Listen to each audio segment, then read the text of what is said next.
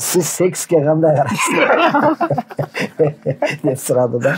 Мындай десем, кээде эңкейип карайм, кээде үстүнөн карайм дегендей. Анан мен эң чоң жетишкендим Байматовду Аллахтан алдадым да. Атасы нарындык, апасы көлдүк болсо баласы не рыба, не мясо. Сени бирөө прожаривать этип атса, сени бирөө ушактап атса, демек сен ал адамды ордундасың.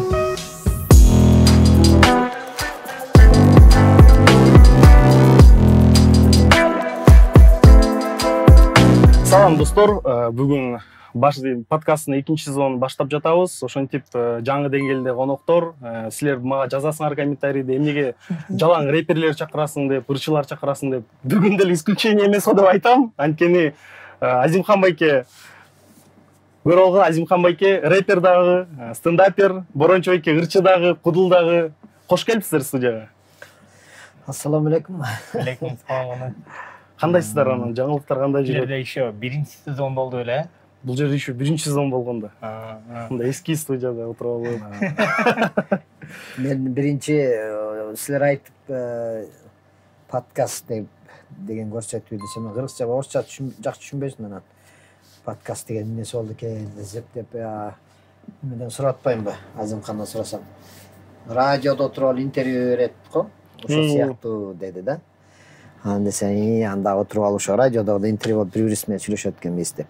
Өзү мага өзү ошентип айтып атты, өзү ошого ишенип алыптыр да, шортикчен келип алыптыр да, телевизорго тартарын билбейчи.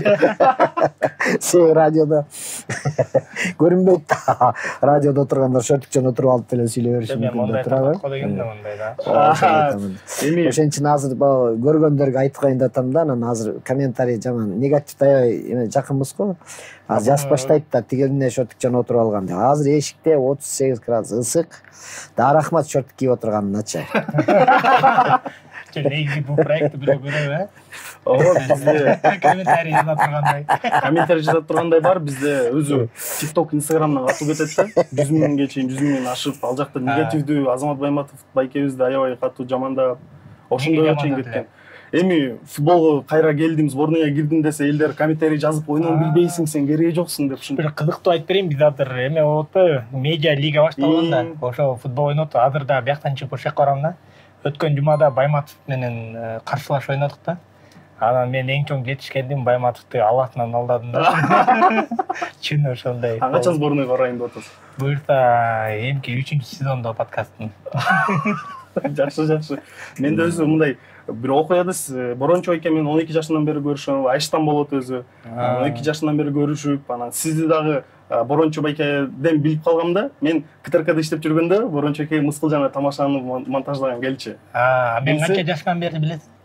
Сизди эме Келин Келгенскийди уккандан бери ошондон бери билип, анан ырыңыздан уккам, анан экинчи жолусу сиз ушу тамашадан көрүп, мен цыгандарга сатып салган ушундай деп тамашалап берип аябай жагымдуу болуп жагып, ошондон кийин таанышып сизден еще эсиңизде эмеспи, бул байке ким аябай жакшы экен десе, бул Азимхан деген жаш стендапер деп айткансыз да.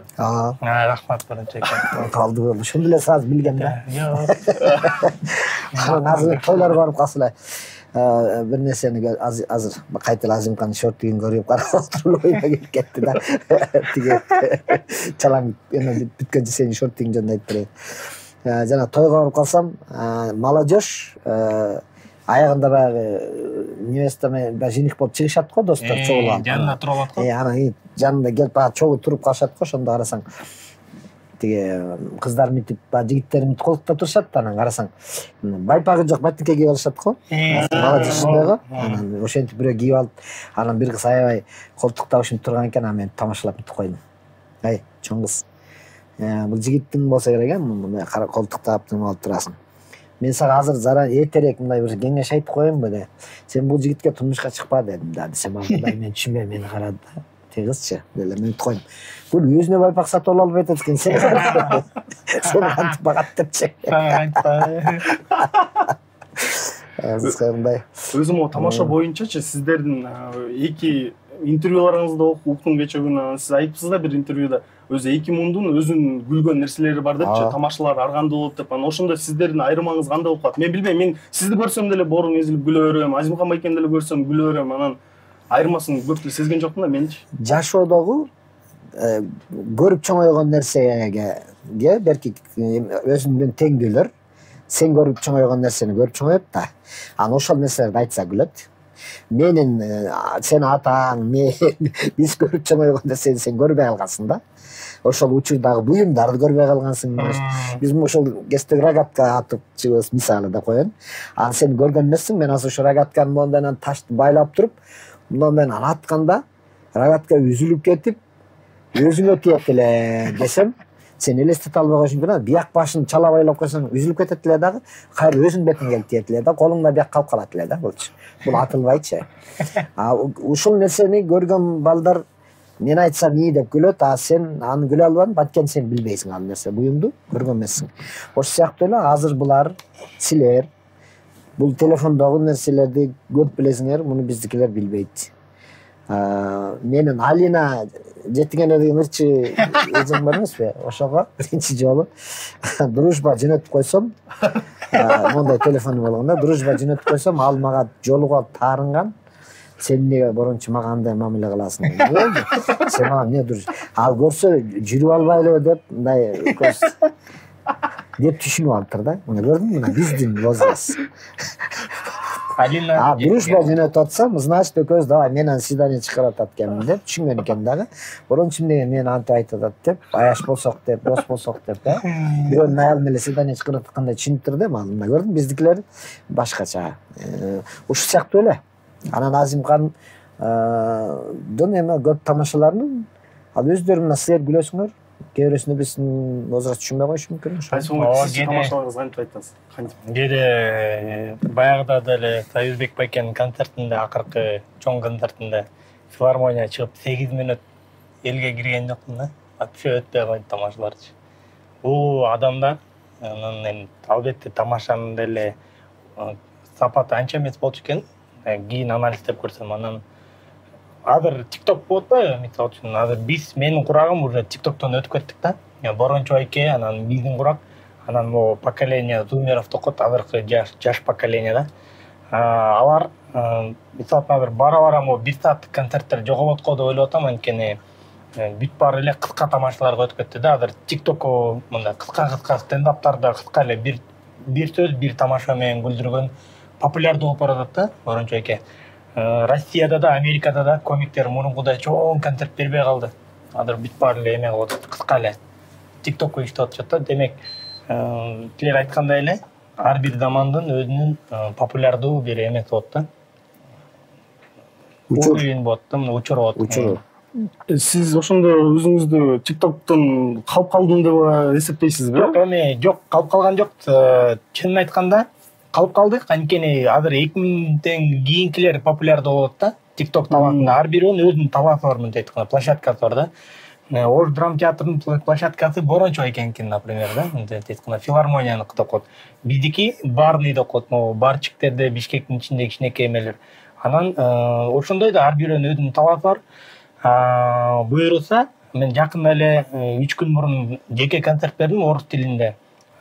Камерага атайын тарттым, атайын TikTokко киргизиш үчүн кыска тамашалар менен 101 нерсе шутка айттым да ошол жерденчи. Анан ошолорду бирден киргизсе болот да. Ошо киргизе элексиз? Жок, киргизе элекпиз, азыр монтажга бара элекмин.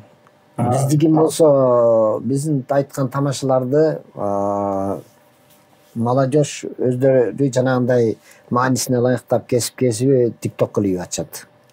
Аны биз киргизген жокпуз да. Мисалы биз айткан тамашалардын маанилерин бир сөздүн ошол бүтүш керек да, бир окуя.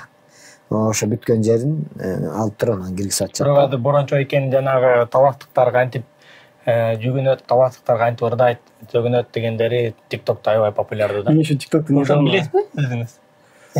Аштан миллион просмотрлар болот да, байкеники. Сиз недавно TikTokто отурам да, листайт өтүп атсам эме чыгат, борончу эке чыгат.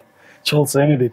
Анан Садыр Жапаров келди камчысы менен деп туруп, жалдыр комментарийде элдер жарылып атат. Кыска эле тамашалар байкасаңар, таластыктар жөнүндө деле кыска эле да.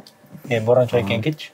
Мен ошону байкадым да, эмнеге сиз өзү жашсыз, жаша борончу эке бул уже улуураак муун, бирок негедир YouTubeга кирсем, интервьюларды карасам көбүрөөк борончу экенин интервьюлары көп экен, өзү борончу экенин видеолор көбүрөөк экен, а сиз болсо мындай Менчилик көп бергенге озурасы келет. Интервью атсам. Мен негизи ал туура эле интервьюларга көп чакырбайт. Мен өзүм деле көп бара бербейм. Баягы эле суроолор да. Кандайсың, эмне план болуп атат? Андар эки суроодон эле клип кое берет да, бизикилер жалаң элечи. Борончу Байке болсо, бул биринчиден авторитетный адам, экинчиден Кыргызстан полностью Борончу Байкеге принадлежит да, негизи. Бүт баары Борончу Байкеге иштейт. Көзүн карап турат. Жана неме экен да? Первыйдан баштап полный. Ошол Борончу үчүнчү адам го Кыргызстанда. Жок, үчүнчү эмес, экинчи адам го дейм. Экинчи адам. Биринчи адам келинчеги да. Жубаев. Сиз кандай карайсыз ушул пикирлерге? Билбейм, аялым не десе ошону айтат. Башкача айтсаң, аялым кандай караса ошондой карайм. Баягы илгери раматлык Манас Бердибеков деген агайыңар болгон, таанысыңар, Ал ошол көлгө Искелде Кадыртин деген конкурс өтөт да. Ошол экөөбүз интервью алсак, бир кыз, журналист кыз келип бүтүп сурап калат да. Жөн турган жерде эле бир суроо берет эле. Манас эке, сиз секске кандай карайсыз? деп сурады да. Сураса Манас бүтүп калат. Эми кандай десем, кээде эңкейип карайм, кээде үстүнөн карайм дегендей. Ошол кезде эле карайбыз деп. Ошол кезде эле ошондой суроолор болгон экен да. Ошонун арасынан бар болчу мен ошондо эмеде ырдачу элем. Ошол кезде биздин ырчылардын арасынан мындай кыска кийинип ырдаган Айчүрек Имамали болчу да. Единственный биз. Анан кийин ырдап неме кылганда тиги мен ошол экини сахнага Айчүрөктү келишисиң да, сахнага кантип чакырсам, бир концерттин алдында даярданып жатып уктап калам, түшүмдө бир кызыктай түш көрүп атпаймынбы? Түшүмдө көрүп атат. Баягы концерт программаны болуп жатат, анан тиги чыгат, аны мен чакырайын, тиги чыгат, муну мен чакырайын деп ойлонуп атам, анан баягы кечкиден уктап калам да, уктап калсам түшүмдө концерт болуп атты. Концерт болуп атты, мен дагы Айчүрөктү чакырып аттырмын да. Анан ошондо карап калгандай. Түшүмдө дагы неме болуп атат да, сатира болуп атат да. Мен баягы ырдаган шымы бар экен да, үстү жалаңач экен да, чыгып чакырып аттырмын да. Тиги кыска кийинип чыгасам, анан прикол кылып аттырмын да көрсөң. Түшүмдөчү. Жанагы Манас Бердибековдон интервью алган эжекеч, азыр канча ачып калды? Азыр 50 өтүп калды. Аны тааныбай даган эсимде калды. Азыр эсине ушундай. Эжеке азыр 50-ге чыгып калган, секске кантип карайт? Кандай карайсыз? Сизде ушундай окуялар болду беле? Сизге ушундай суроолор берди беле? Жок, кандай суроолор бербейт мага. Кебетем менен көрүнүп турган суроолор келбейт. Анан эми дагы бир суроом бар эле, сизде ошо интервьюларыңыз барсаң только НТСке берипсиз да? НТСке? Көбүнчөсү НТСке 3-4 интервьюңуз НТСте экен. Эмнеге НТСке? Таанышыңыз Бабанов менен отношения жакшы болчу да. Бабанов менен күндүгө чайлашып, шермебиз бар болчу. Андан бетте мындай ападисте отурат. Ападисте отурат. НТСте постоянно Бабанов менен чайлашайын деп, НТСте жүрүп өтүлөм бирок Бабанов НТСке вообще келчү эмес. Чөчү бака угадал да. Чын айттым, Бабанов келбейт экен да. Айтсын, мурун оппозиция болчу, ошондо азыр оппозиция болчу, мен КТРК чыгарчу эмес. КТРКга көп жолу проекттерин алып баргам. Алар түшүнгөн эмес да просто. Жок, тамаша болуп атам негизи. Атак билбейм эмнеге андай НТСке берилген, НТС эле чакырчу экен да мени. Көрсө ошолор эле. Эмнеге деген да? Мен азыр соотса түшүндүм да. НТС как бы русскоязычный да. Алар ошол мунун ой жүгүртүүсү сыяктуу ой жүгүртөт да. Ал жерде балдарчы. орусча, кыргызча сүйлөгөн, киргиз болгон балдар иштешет аякта. Ктерде таза кыргыздар иштейт да. Ошон үчүн муну орусча болгон баланы чакырып алып эмне кылабыз деди да. ТРК бар. Азыр дагы түшүнүп, эмараң тамашасын эми түшүнүп келатат мындан кийин. Сана биздин концертке чыккандан кийин түшүнбөй атпайбы, Жамбыл биздики эле Жамбылдык ошондой болчу. Жамбыл айткан тамашаны элдер күлбөй коюп эле 2 күндөн аябай борулуп эле изилет да. Түшүнүп алчу. 2 күндөн кийин да. Эми сиз мурунчу эми билесизби? Мында бир факт бар. Азимхан Байкеде Зеленский менен бир видеосу бар. Калпак кийгизип, ошону билесизби? Зеленский калпакчан, Азимхан Байке барып калпак кийгизип атат. Кантип элесиз бул каякта? Эмне кылып кантип Зеленскийдин жанында болуп калпак берип калган? Sen demesini uğurlusun suraştırıp kırış gereken banderlerden emezsin. Bandera. Yok. Kollar mı ne? Moş çaşlarına kalığında moş Kırgızstanda. Ne isminde men de Balkim de. Men de mit isminde. Amigo. Atam Kırgız apam boğaltır. Жаңа немеде айтам деп ойлогом, атам нарындык, апам көлдүк деген сыяктуу. Эгер атам атасы нарындык, апасы көлдүк болсо баласы ким болот билесиңби? Ким болот? Ни рыба, ни мясо.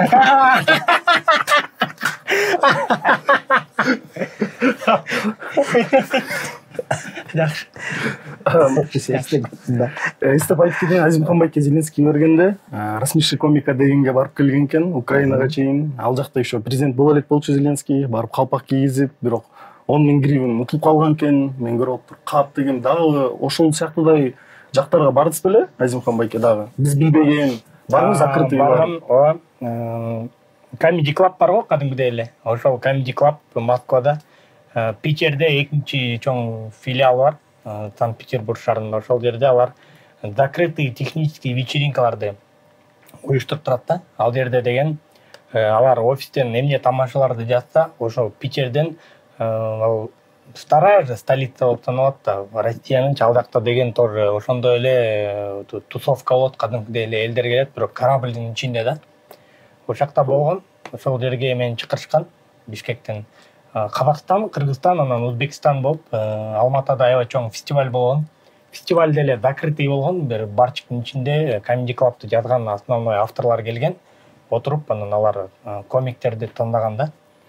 Ошондо мени чакырышкан, барып Питерге барып выступать эткен. Ошол элдердин астында жанагы звездалар менен эле кошулуп эле. И ошол жерден мен менен чыккан бир бала азыр Comedy Club'тын эң башкы резидент болуп саналат. Иван Половинкин деген бала да. Ал ошол экөө чогуу выступать эткенбиз. Мен менен дагы бир 3-4 чыккан, алардын баары тең азыр ТНТде эң күчтүү комиктер. Бирөөсү Константин Бутаков, тындап на ТНТден түшпөйт азыр. Каждый выпускта чыгат. Дуэт мы деген быйыл Comedy Battle'ды 5 миллион рубль утуп. Иван Половинкин основной резидент Comedy Club азыр. Мага айткан, мен да жакшы выступать эткем, мага айткан, орусчаны көп оку. Анан тамашаларды жазып туруп эле бизге жөнөтөр. Бир күнү түшөсүң бизге деген. Ошондон кийин бир жыл аракет кылдым, ай сайын жаңы тамашалар жөнөтүп, тартып жөнөткөм. Ответ жок, вообще ответ келбей койгон. Ошондон кийин жооп бербейт экен дейм. Иван Половинкин менен сүйлөшүп калгам, кээде видео звонок менен. Булар негизи эч кимге ответ бербейт экен дейт. Өтөлөрү жетишпейт дейт да, тамаша жазып, иштеп, баарын управлять эткенге. Андай өтүнө керектүү гана убакта эстебесе, а так им это не нужно деген да. А сизде барбы мындай өкүнүчтөр, ушул жака билин каап, ушул жака барып калсам деп? Азыр могу Украина менен Россиянын согушуна чейин аябай аракет кылчумун, ошол Россия деп, андан кийин чото азыр эме болбой калдым да, көп мындай желание тартпай калды да ал жакачы. Неге? Согуш үчүн деле эмес. Мисалы азыр Казакстанда, Астанада комиктер бар да, барчыктан эле видеолорду тартышат. Дүйнө жүзү көрүп атат, Европаны кыдырып атышат, Бишкекке келип баягы 2 күн катар менен концерт коюшту, драм театрды толтуруп. Болбосо калың эл тааныбайт. Instagram, TikToктон эле кирип кеткен комиктер да. Уровендерин көрсөң, Алматанын комиктери бар, биздин тааныштар, алар күчтүү, бирок алар видео тартпайт да. Астананын комиктери видео тартып атып, киргизип атып, байма-бай иштеп атып. Азыр алар Россияга да концерт коюп атышат. Астана, Казакстан, бүт Кыргызстанга концерт коюп атышат. Демек азыр мурункудай ТНТге баруу деген кыял жок да. Азыр тамашаларың күчтүү болсо, эл көрөт. Эл көрөт. Бияктан тартат. Орус тилинде. Орус тилинин нети жакшы болуп атат. Универсальный да бул деген. Азия көрөт. Бүт СНГ түшүнөт сенин тамашаларыңды. Кыргызча жакшы, кыргызчанын просмотру жакшы, бирок Кыргызстанды бул Бишкек эле көрөт да. Демек, сен миссияңа жараша иштей бересиң. Мен кыргызча десең, Кыргызстанга эле иштейсиң, орусча десең, анда СНГге иштейсиң да. Бирок Борончо эке кыргыз тилинде болсо да кыдырат. Байкап калабыз Өзбекстан. Борончо эке кыдырат. Борончо экенин дагы бир нерси, орусча да жакшы тамашалары бар да. Борончо эке көп жолу айтып атам. Барчке келгиле буртуп айтты. Орусча тамашалары бар. Толтура экен. Орустардын жакында эле орустар менен концерт берди. Петросян эмелер мененби? Аларга караганда жакшыраак кирди тамашаларычы. Мен деле бул ким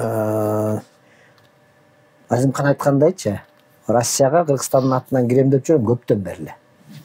Анан мурда Петросян менен сүйлөшүп, эми Кривой Зеркалга кирейин деп аткан моментте Петросян менен развод башталып кетип, аял мененчи. Разводдун процесси 3 жылга созулуп кетип, Кривой Зеркалдардын баарын арестке коюп, аял эме соттошкондо ушундай экен токтотуп кеткен. Ошо менен токтоп калды да. Анан кийин кайра эми кайта баштайын десем согуш башталып кетти. Кыскасы не повезло дегенде, эми кайра орустарды чакырып алып бияка концерт коюп, орусча выступленияларымды мына Азимкан деле көрүп жүрөт го, аралашып.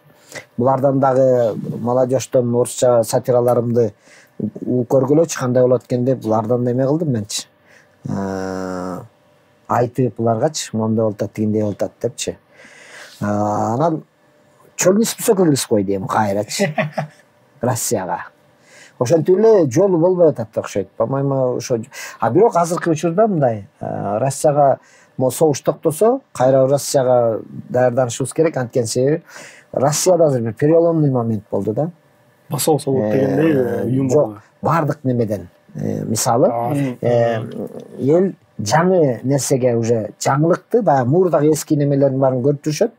Эми жаңылыкты көрүш керек болуп калды. Комедия клуб жаңы муунга кетип калбадыбы, туурабы? Ошол сыяктуу эле биздин возрасттагы Петросян тиякбектардын баарын уже көрө берип, биздин возрасттагылардан да бир жаңылык керек болуп калды. Эгерде мен аралашып кете турган болсом, мен жаңылык болуп калам да. Анткени жаңы да бул эмне айтып атат эмне меники мага көрө көңүл бурулуп калат. Потом мен эме болуп кетиш, популярный болуп кетиш, же эме болуп кетишке оңойлук болуп калат.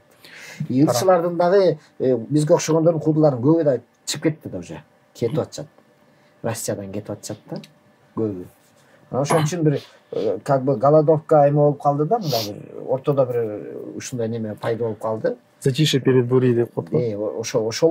Ошол азыр согуш токтоп калса, эме болуп калса кайта аракет кылып чыгыш керек. Болбосо азыр мен да убактым болбой эле аркырык болуп атам. Мен Азимканга айтып атам, мен да ошол Барсарга барып выступать этип орусчачы.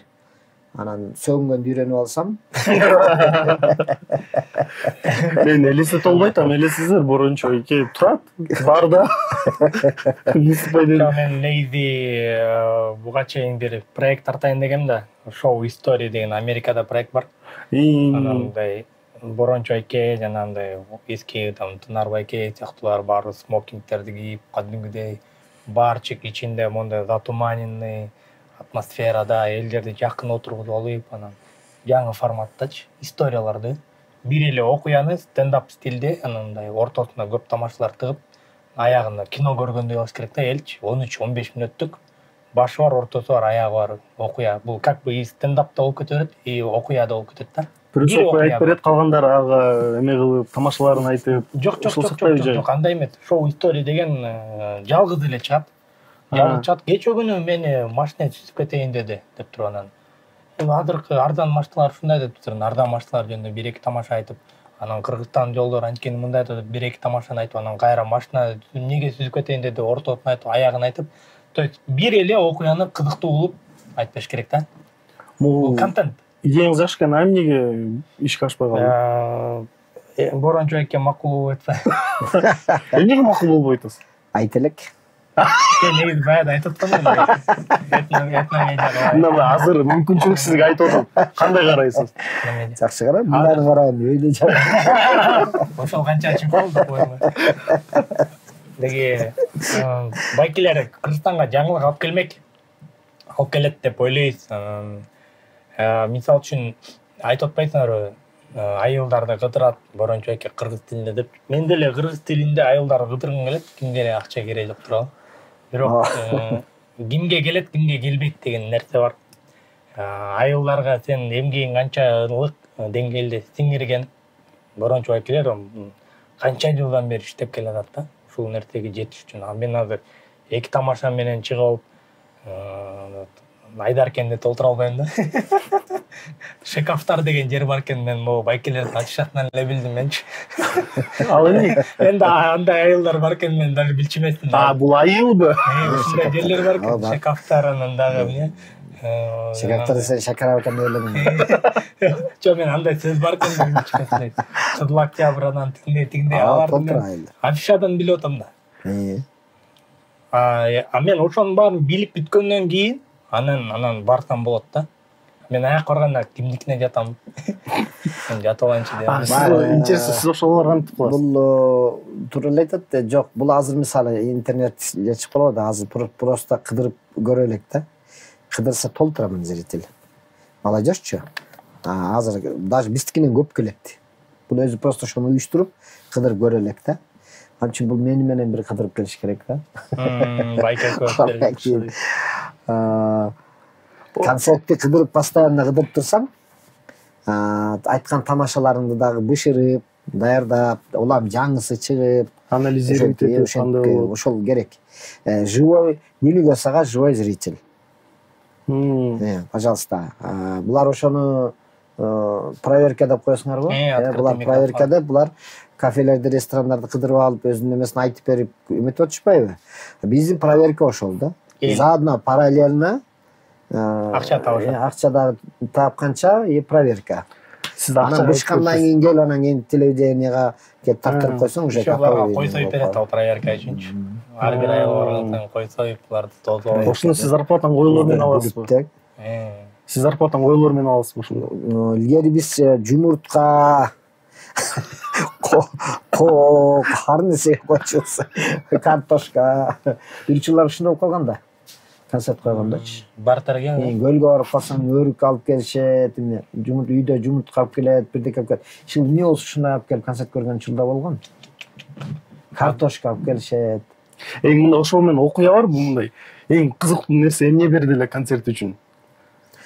Айтпайм, картошка алып келген, жумуртка основной мындай немедечи, жумуртка алып келип кирип кеткен. Дагы эмне жей турганда бирдеке ушул сыяктуу нерселерди алып келип кирген учурлар деле болот. Эки жумуртка жетпей деп анан кересин деген болду. Жана керкелерде окуялар да бар го. Керкелерге машиналар подарить этип, ошондой концерт ырчыларга, кудуларга баша ошол Россияда элечи. Сизге ошондой окуялар болду эле, бирөө келип машина берип, же үй берген?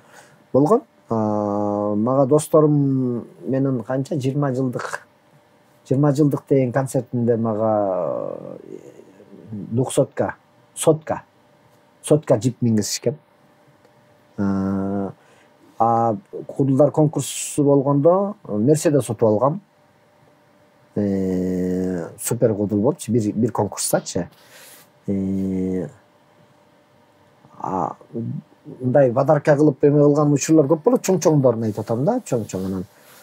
Майда акчалай алып келип берип антип эткендер көп эле да. Жакшы досторуңар бар экен. Билет алып койт десең дачы. Жо сен 20 жыл концерт коюп подарить этет достор. Азыр Азыр мына 20 жылдыкты айтып атам.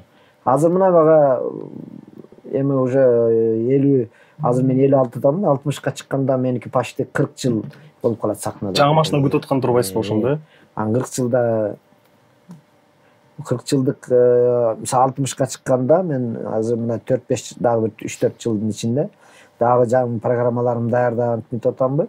Эми мен 60 жылдыгымды кичине башкачараак кылып өткөрөм деген максатым бар, аманчылык болсо дагы. Мага 60 жылдыгыма сырттан, орустардан, өзбектерден, казактардан 4 жылдайын да уже. Мен да кошоңчу экен, элим кетейин. ошондо конокторум сыртта международный эмеде уровеньде өткөрүшүм керек да. Мендичи 60 жылдыгымда дегенчи. Анан кече силер муну подкаст десеңер кече Тынарга айтып экөөбүз давай баштайлы деп мен бирде айтып YouTube'га жаңы неме баштаган атабыз буюрса жакында. Бүт болуп аткан окуялардын баарын неме кылабыз. Отуруп алып экөөбүз ушинтип. Кече бир окуя болбоду деп туруп окуяны көрсөттүп. Подкаст эле экен да ошол эле только мындай. Жок, видеодон көрсөтүп, немелерди көрсөтүп туруп анан кийин ошолорго постоянно прикол кылабыз. Мына мисалы жанагы менин Шадаевбы? Шадаев деген ырчы бар го?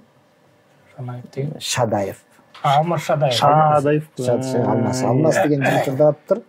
Эме деп. Сүйүнүн эмесин тазасын экен деп жүрүп сүйүнүн эмесин бузугун тандап алыпмын. Анан кийин тазасын алып келейин десем алыс болуп атат деген бир ыр бар экен да. Ошол ырды угуп алая күлдүк. Анан кийин ошол эле мисалы да. Ошолорду коюп беребиз дагы элге. Анан эл угат, сөзүн укту да, түшүндү депчи. Анан ошол жерден анан туруп прикол кылабыз. Билбей тазасы эмес экенин алып алыптыр, бузугун алып алыптыр. Эми тазасын алып келейин алыс болуп калыптыр. Эми ага барып келгенче жол кире таппаса эмне болот? Десе бирөөсү, значит, эми анда таза эмесине деле көнүп кала берсе керек эми убакыт өткөндөн кийин. Прожарка турбайбы? Прожарка сиздин тилде айтканда. Ошондойбу? Сиздин ошо азыр окуяларыңыз мисалы депутатпы, министрби, ким? Короче, бүт жаңылыктарды эмне кылып атышат? Туура эмес бирдеке кылып атабы? Болду ошону. Көлдө жанагы эмелерди алып салды кече күнү. Бүт огражденияларды, пляждардын мисалы. Ошого болду ушулардын баарынан алып отуруп алып. Бир жумада эмне жаңылык чогулса, ошолорду талкуулайт экен, тамашалайт. Урганттагыдай, Америкадагыдай, Зеленскийдин Чисто Ньюс деген да передачасы бар. Сиз ошол передачаны айттыңыз, мен эстеп кеттим. Недавно казактар ушундай жаңы ачыптыр. Тоже новостин прожарка кылып айтат экен, бирок ал жакта мындай жаш стендаперлер болчу да. Аттарын унутуп калдым. Ал дүйнө жүзүндө көп да, эбай. Эми бул мындай. Алардыкы кандай экенин билбейм, бирок биздин өзүбүздүн зрителибиз бар го. Өзүбүздүн зрителибизге ылайыктуу өзүбүз прожарка кылабыз да, короче. Сиз жана окуяларыңызды угуп менде бир суроолор пайда болуп кетти. Акча деген сөздү угуп калдым. Эми сиздердин сурагым келет. Канча акча жашайсыздар, кантип табасыздар акчаны? Акча мурда атың үчүн иштесең, азыр атың сага иштеп атат деген возрасттабыз биз азыр. Айтканды билбейм да. Мисалы Азимкан азыр өзүнүн атына иштеп атат. Мен бул учурду басып өткөм да, мисалы. Бул азыр мен Азимкан деген атка иштеп атат да бул. Азыр бул торг отдача болуп атат да. Бул аракет кылып, бүт сатираларды чыгарып, көп жерлерге чыгып антимитип, анан Азимкан болгон атка иштейт да. Потом бир учур келгенден кийин анан аты кайра өзүнүн акчасын чогулта баштайт дегендей да. Биздин возрастыбыз азыр ошондой, мисалы заслуженный деп артист дегенден заслужили дегенде, мисалы ошол 30 жыл элди кыдырып жүрдүкпү, кызмат кылып. 30 жыл элди күлдүрүп жүрдүкпү? Ошол 30 жылдын ичинде күлгөн элдер азыр бизди жакшылыгына чакырат, мисалы тойго чакырат, тоюмду алып барып бер. Анткени мага көнүп калган, мени менен өмүр бою эмеси чогуу өскөн. Тамашаларыңыз менен өскөн, Мен тамашаларым менен өскөн, менин ырларым менен өскөн ал адамчы. То есть биздин зрителибиз биз менен кошо өлөт. То есть ошолор чакырат бизди. Өлөт да. Булар мен мисалы сахнага көп чыкпай калды го, же минтпей калды го, же популярный болбой атат окшойт деп. Жок, ал силерге кажется болгону менен ал биздин зрителибиздин оюнда, немесинде, жүрөгүндө биз барбыз. Поэтому көпчүлүктө адам чакырат, тойго чакырат, жакпайка жакшылыктарына чакырат. Биз эми основной анан концерт үстү коебуз. Азыр мисалы Тынар экөөбүз концерт, мурда Тынар экөөбүз концерт койгондо концерттерибиз 2ден сеанс, 3ден сеанс болуп атканда. Азыр кайра Тынар экөөбүз бир концерт коюп баштады, азыр кайра концерттерибиз аншлаг.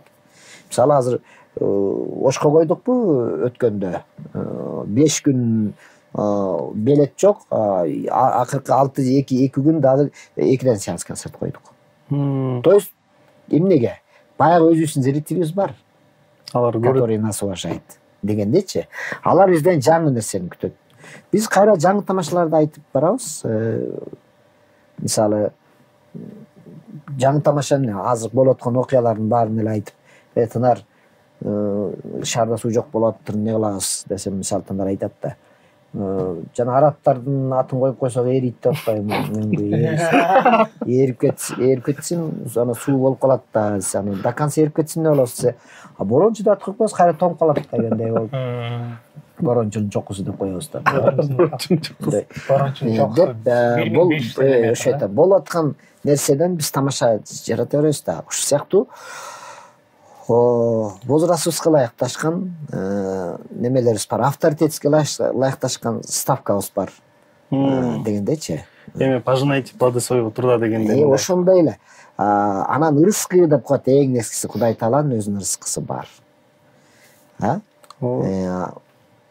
Концерт койбой деле, мисалы азыр жата берсем, бир айда жок дегенде 2-3 тойго барам. Мисалы 2-3 тойго барсам деле ошол менин эмесиме жетет, оокатыма. Жашаганыңызга жетет.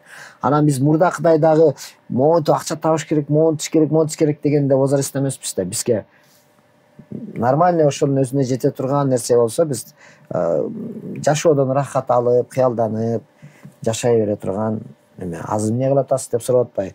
Мен айтмайм, келин алдым элем, Кудама даярданып атам. Ошондой эле. Сиздечи Азимкан байке, сиз тамашаларыңызда ушул менен бир байланыштуу. Мен ойлогом аялым менен барганда мен футболкам кийип алса болот депчи. Азыр башкача болуп калды деп. Сиздики кандай? Ой, бул баары. Мен эме көрсөтүүдө интервью алып атышты эле менден, азыр кайрачалайм. Азыр подкасттын форматы ушундай. Туура эле. Мен эми ошондо суроо кандай болду? Ошо сиз жана көп тамашалап каласызбы? Ушул учур боюнча мен аял үйгө барганда мен футболка чейин кийип алса болот деп ойлогом, мындай болот деп, анан көрсө башкача болуп калды деп. Эртең менен туруп, мен футболкамды ак күйнөм кийип, омлет жасап, анан төшөккө чейин алып келип берет деппи? Азыр рожки жейбиз деп. Азыр. Эми бул чындык да. Бул мындайча айтканда тамашанын 1% чындыгы, анан калганы фантазияда, утрирование деп коет. Мындай чындыкка анан дальше фантазия кошуп бир колдойтун да тамашаны. Анан үй бүлөлүк жашоо жакшы эле. Ушунда кандай суроо болду? Деле тамашамды айтып койбойм. Жок, ага чейин суроо болчу да, ошо прикрепил да, мындай айтканда акча жөнүндө. Сиз кантип акча табасыз, канча жашайсыз, кандай акча жашайсыз? Шортик кийип турганыман эле жараша канча табат экен билип атпайм кой. Тамаша эми Кудайга шүгүр, мындай официалдуу түрдө эч жакта иштебейт, бирок тапкан акча үй бүлөгө жетип атат. Орунчойк айткандай ырыскы келе берет экен, Кудай сага бере берет экен да. Биягынан мындай заказ, мындай заказ деп. Биринчиден кандай иштерди кылам? Консультацияларды кылам. Продвижение боюнча канткен сценарийлер жасам. Личный брендтерди раскручивать эдем кедек адамдардын, мисалы үчүн алар кофейнядан жолуга алса аларга айтып берем, мондай тартыш керек. Анан эми ар бир адам азыр бизде Кыргызстанда көбөйүп кетти андайларчы, мындай монтең монда болот дейм. Инфо-цыгандар. Ооба. Бирок меники мен еще сценарий да жазып берем да андайларгачы. Сценарий дегенде бул азыр көп адам тартып алышы мүмкүн, мобилограф болуп адамдын бир инструменттерин билиши мүмкүн, как продвигать личный бренд, бирок сценарий жазып алыш мүмкүн эмес да. Анткени бул нерсе көп жылдан бери тамаша ойноп, КВН, стендап жазып келатып, ошону билебиз да. Ошонун жолдорун билебиз, ошол аркылуу мен бир жагы кино тарттым жакында эле. Кээде рекламный роликтерди тартам, сценарист, режиссер катары. Böyle негизи заказдар. Мен деле сен айткандай акчаны кайдан табасың десе, мен жана мисалы оркестр ойноп атат го. Анан бир 10 кыз скрипка чертип атат, 10 комуз чертип атат, дагы бирөөсү барабан чертип атат. Ошолор каяктан акча табат болуп бирөө болсо күн эртемен туруп базарда жүгүрүп акча таап жүрөт, мисалы. Деп ойлойсуң да, туурабы? Ага постоянно репетиция кылыш керек. Башка жака барабыз. Ал акча табам деп кетип калбаш керек, ал барып ой үйрөнүш керек эмеде. Бирок ошонун кызык да мындай, Кудай таала ушундай неме болуп койгон да. Ошо скрипка чертип аткандын күйөөсү базарда иштейт мисалы. Баласы бизнесмен. Тигил өмүр бою скрипка чертип берет. Анткени анын кесиби ошол. Ансанда ар бир жерде кесип болсо, ошонун деле мен 3 тең эле скрипка чертсин деп кое берели. Ошондо деле 3 айлыгы бар деп коелу. Анан анын тууганы же баласы же дайыр сушуусу аркылуу эле баягы ырыскысы келе берет. Ошентип адам жашай берет экен да. Анан бирок кээ бирөө ошо акчаны көп табам деген аракет кылгандар болсо, вот вопрос акчаны кантип көп таап атасың, Азимкан? Эмне кылып жан талашып атасың? Андай акча табыш үчүн аябай болгон эмени жан талашып жүгүрүп атам десе да, может быть, а так адам ырыскысы келе берет, жашай берет. Бирок сиздер экөөңүздөр тең ыр жазасыздар, ошо бул сторона бар, творческий сторона бар. Сиз рэп жазасыз, кийинки телеканалдарда эме деп рэпер деп жазуу менен чыгып каласыз плашкаларда. Рэпер, стендапер деп жазылып чыгасыз. Ырларыңыз да чыгып турат, мындай. Кандай карасаңыз, эми популярдуу, бирок темасы мындай биздин көйгөйлөр жөнүндө да, тоже маршрутка, жылга. Маршрутка, келин келгенский, Кудай буйрса, кризис деген ырлар бар. Ошо рекламаларыңыз да бар экен, жана 5 манты деп. Ошондой рекламалар көп түшөт. Ошолорго либо сценарий жазам, либо болбосо өзүмдү суранат да. Өзүм рэп катары ырдап 5 мантыларды рекламалайм. Жакшы, аябай сонун результаттар болуп турат. Ошол да мени багат да бир жагынан. Сизче Борончубек, рэп качан ырдайсыз? Качан азырда эле ырдап. Бир эме тамашаңызды угуп калган бир жолу түп деген эме рэп сыяктуу угулат түп. Рэпти окуганда биздин курактагылардын эмеси форматы же стиль эмес болчу да. Рэп менен кийинкилер түшүнүп, ошондой стилде угуп, ошондой эме болуп калды окшойт. Рэп мененчи стендаптын эмеси бир да, жолу бир. Экөөндө тең чындыкты айтат да. Рэпте мисалы үчүн сүйүү жөнүндө болсо дагы рэп деген ал обон чыгара албаган баланы кош керек. Алло. Бирок рэп менен стреляйт этиш оорураак да. Ады көрүп атпайсызбы? Мен подкаст деген көрсөтүүдө интервью берип атам. Али келдиңби сен?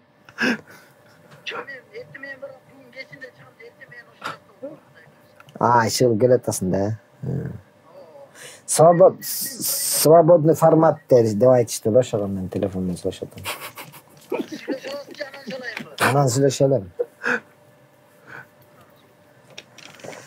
Убакыт деле болуп калды окшойт да, 1 сааттан ашып кетти го, эми азыр эле сүйлөшөлү дедик эле. Өзү 1 сааттай эле биздики. 1 сааттай шып чалып калды ошондо. Да, 20 мүнөттөй бар. 20 мүнөт бар экен, 20 мүнөт төлөп берели анда. Дагы 20 мүнөт барбы? Да. 11:30 баштагам, да бери 20 мүнөт бар экен да. Стендап менен рэптин экөөнүн окшоштугу, экөөндө тең чындыкта правданы айтат да. Мисалы үчүн обондуу ыр менен көп сөз батпай калат да. 2 куплет, 1 припевке көп нерсени билгизе алат. Стендап менен, рэп менен сен монтиң анан мен монтиң, короче, ушинтип айтып берерсиң. Окуяларга айта салса болот. Окуяларга жанагы Кигастын Кыргызстанда эң хит рэп бул Кигастын жанагы сени сагынам, ошону уккан да.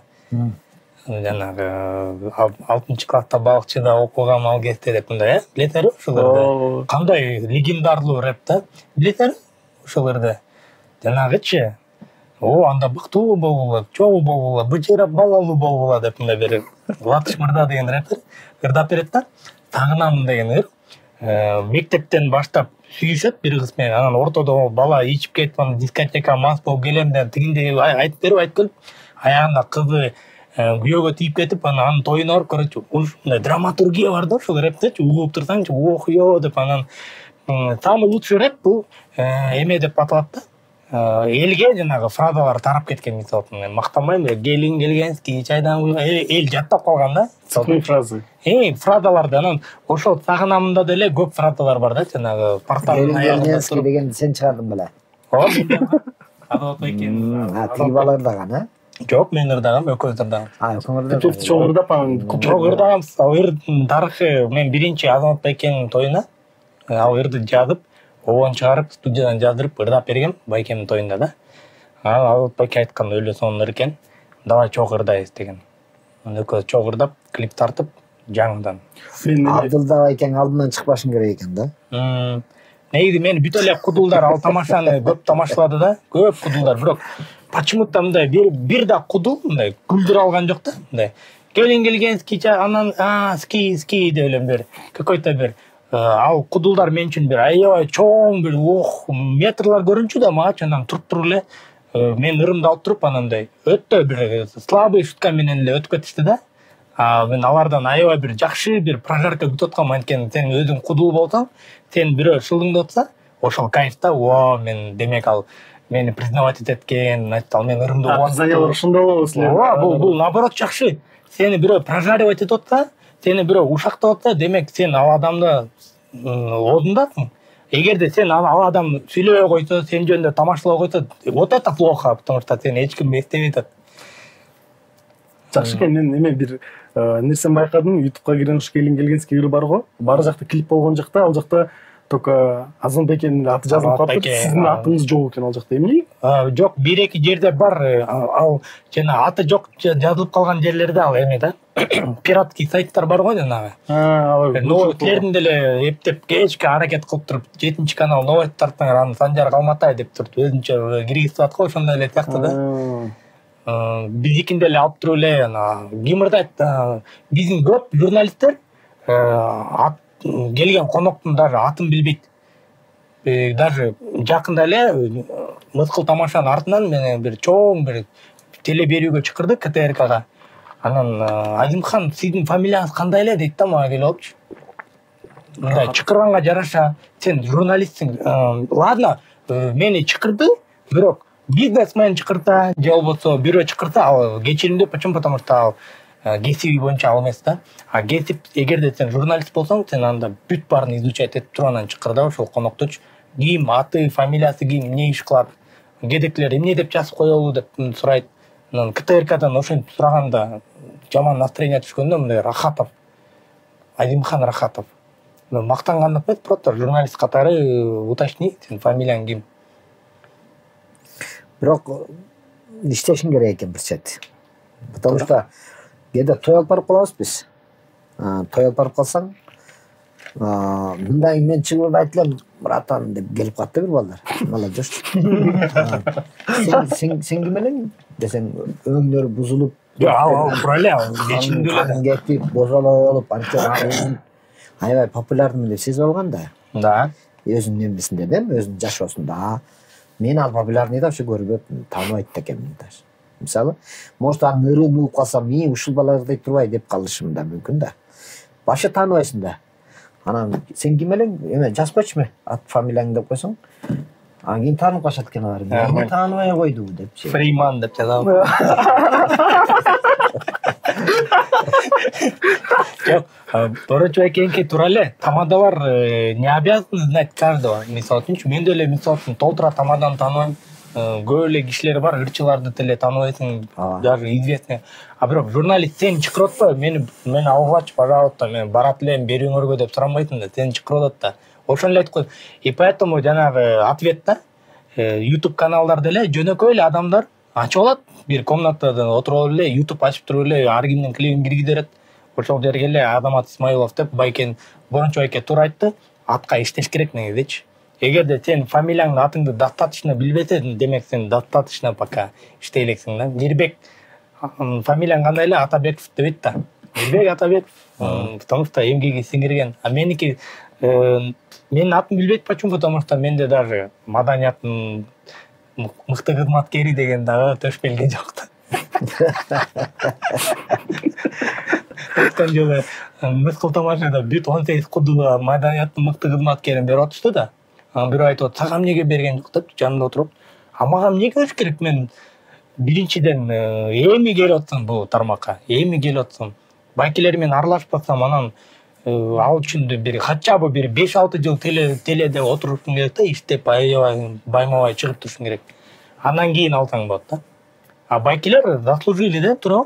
Алар даже улуу байкелерге ошону биринчи жолу берилип кача бир 20 жылдан бери аракет кылып жүрөт. Эми ушул деңгээлде эмеден да сезсе болот, айфондон да ким кандай айфон көтөрөт, борончо экен айфон кара, меникин кара. Ошо мощный экен айфону. Айфонду да белек алгансыз болчу. Унутпай улам эле. Свободный формат экен деп элем. Ан менен оюм деле жок. Материальный көз караш. Биз эгерде чыгармачыл адам болбогондо мындайды көтөрбөйт элем мен. Беркиндейм бар мен жана телефончу. Простой. Анткени ал ден соолукка пайдалуу. Зарядты көпкө кармайт. Алло, сен кимсиң? Мен деп эле сүйлөшүп койгон аябай жакшы да ден соолукка.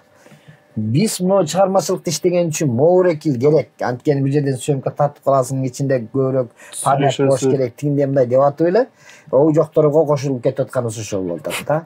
А так бул тиги эме да. Кимдир бирөөлөр балким буюмду материальный деп калды. Материальный саат алтын көрөп саат алтын. Мен мурда шакегим бар болчу. Тетигине тет сүрөттө турбайбы? Так, ошондо шакекти көрдүңөрбү? Шакек. Ана. Шакек. Аны шакекти көрсөтүш керек да, жакыныраак кылып туруп.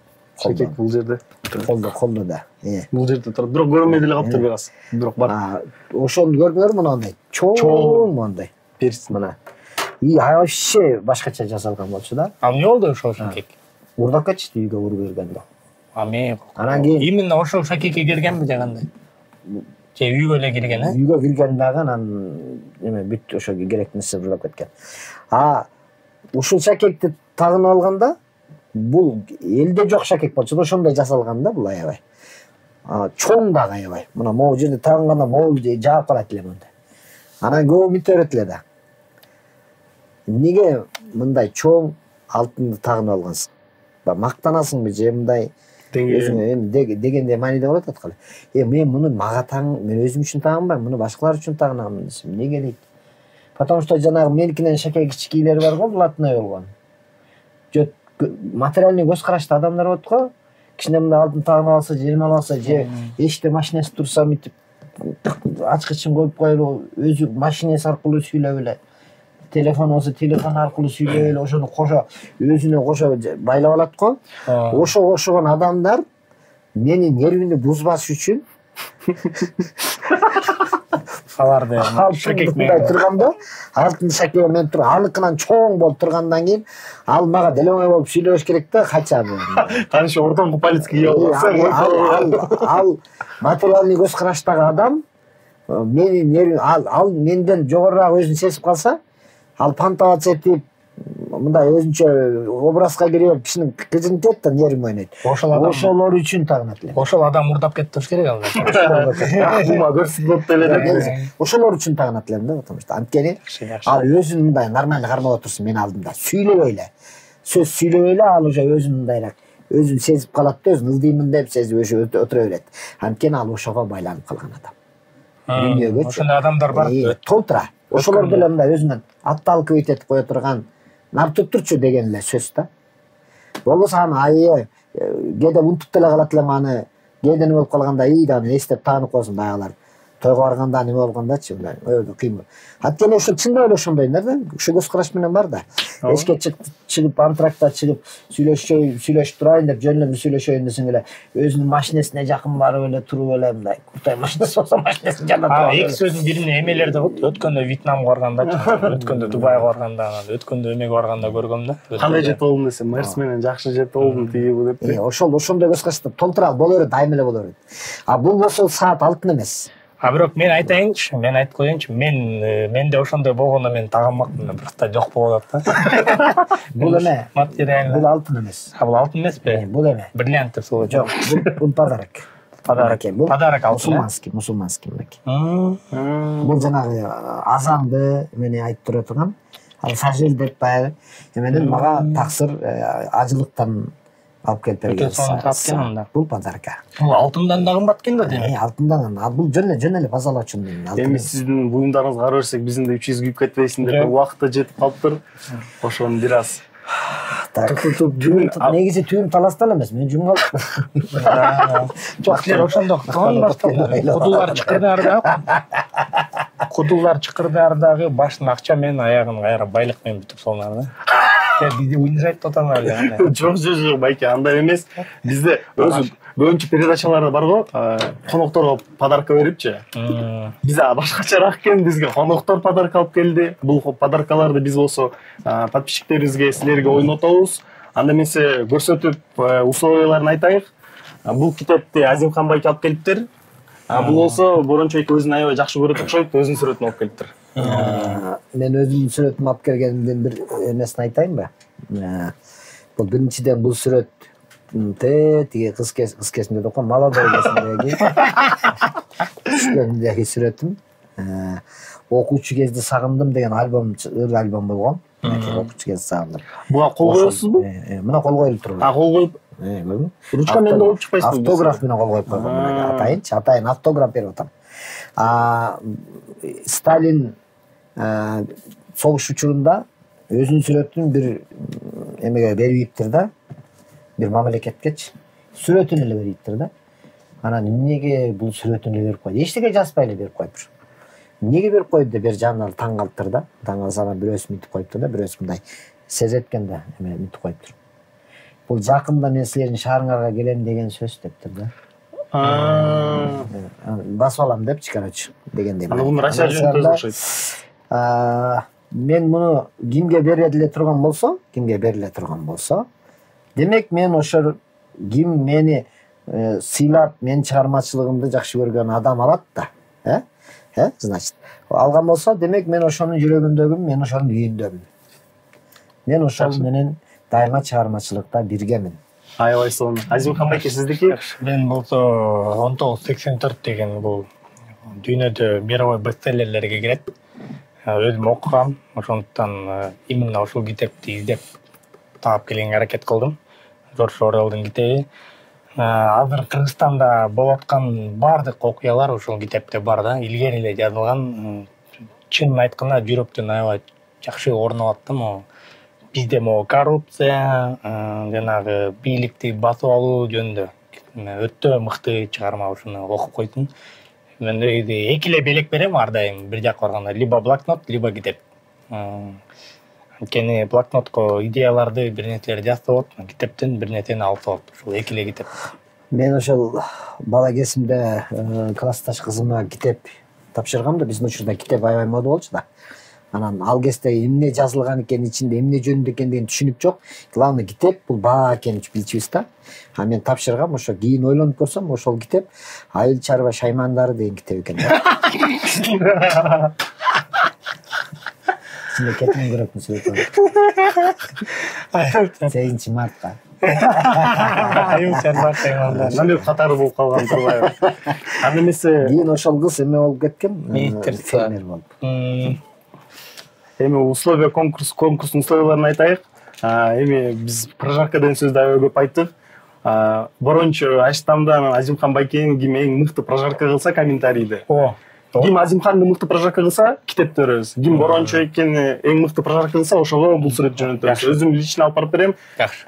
Ошол комментарийде жазгыла, көрүп. Ставкасын төлөп койгуладык кой. Өзүңөр алып кеттиле. Анда эмесе силер келгениңиздерге чоң рахмат. Сизге Ашта рахмат, Азимхан байке сизге рахмат, сиздерге. Рахмат, силерге да рахмат. Эми 3-сонда көрүшкүнчө анда. Болду.